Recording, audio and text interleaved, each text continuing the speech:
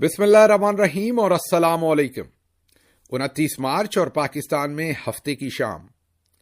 आज अभी तक की अहम खबरें और मेरा तज्जिया।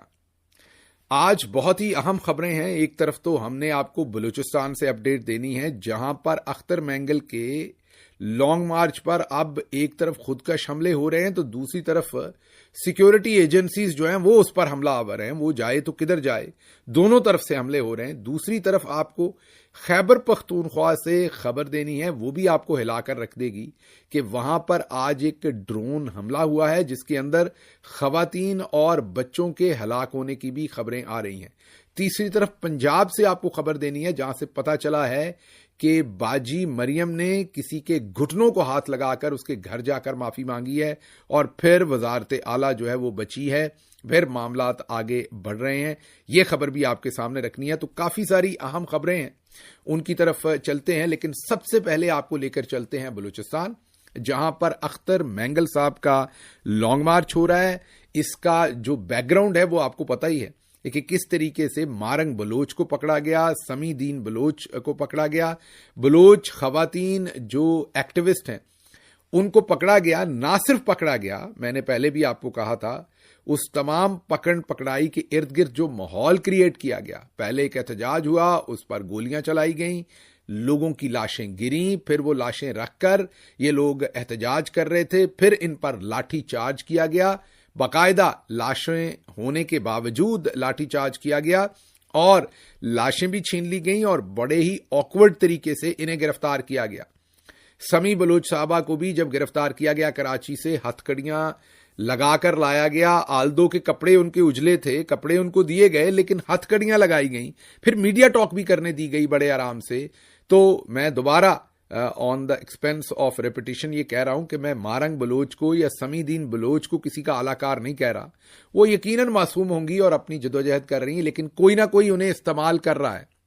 और इस्तेमाल क्यों कर रहा है, आज आप देख लीजिए कि हमारे वीलॉग की पहली स्टोरी भी आज यही है कि बलूचिस्तान में क्या हो रहा है, क्योंकि ऐसा माहौल जानबूझ के खड़ा किया गया है। वहां पर गिरफ्तारियां इस अंदाज से की गई हैं और पूरे का पूरा माहौल इस तरीके से कर दिया गया है कि उस माहौल के अंदर फिर अख्तर मैंगल साहब को एक लॉन्ग मार्च अनाउंस करना पड़ा। जाहिर है उन पर लोकल प्रेशर बड़ा होगा, वहां की खवातीन को गिरफ्तार किया गया है और आज तो काम आगे ही पहुंच गया। और दूसरी तरफ वो जो लॉन्ग मार्च है उसके ऊपर एक शख्स अपने आप को बम बांध कर आ जाता है। उसको वो पकड़ने की कोशिश भी करते हैं और पकड़ने में तकरीबन कामयाब हो जाते हैं, तो वो अपने आप को उड़ा देता है।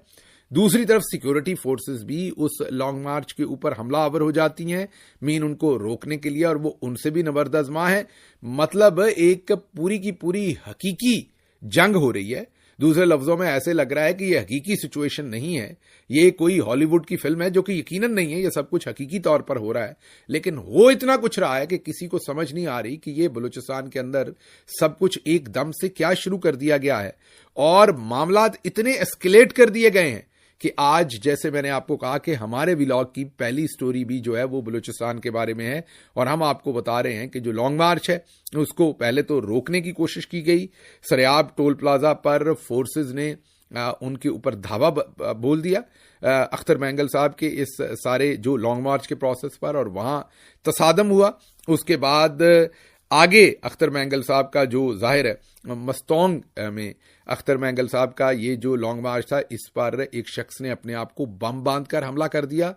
उसको पकड़ने में वो कामयाब हो गए या कामयाब होने के करीब थे, तो उसने खुद को उड़ा लिया और अपनी जान ले ली।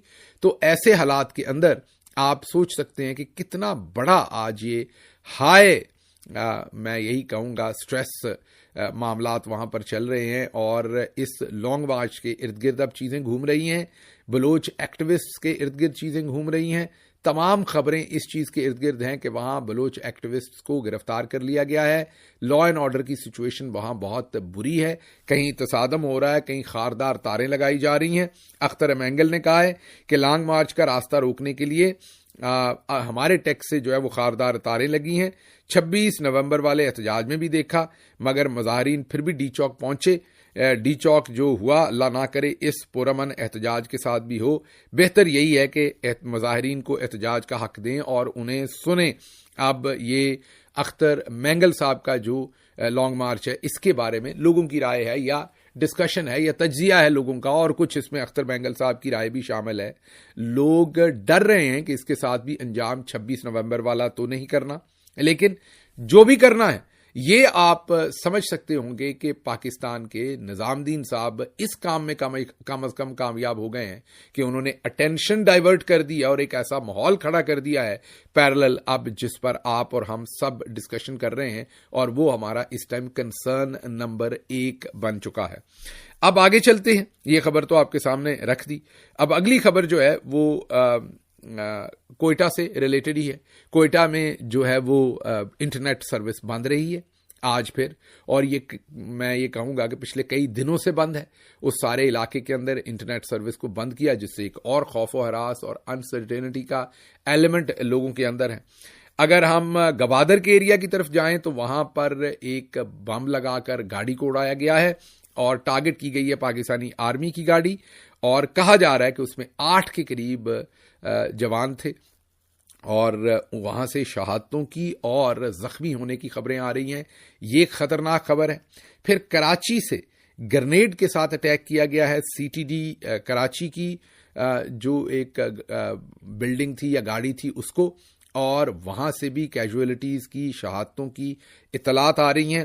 پھر ان نون انڈیویجولز نے فائرنگ کر دی کلفٹن ایریا میں, کراچی میں کلفٹن ایریا میں سندھ پولیس کے اوپر, اور یہ تیسرا واقعہ آج گوادر, اس کے بعد سی ٹی ڈی کراچی, اور اس کے بعد کلفٹن پولیس جو ہے یا سندھ پولیس کے اوپر کلفٹن کے اندر اندھا دھند فائرنگ کی گئی ہے. وہاں سے بھی زخمی یا کیجویلٹیز کی اطلاعات ہیں.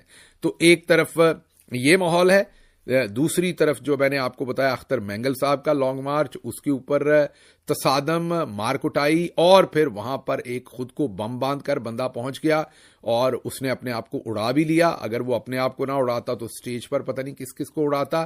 یہ ماحول, اور اب چلتے ہیں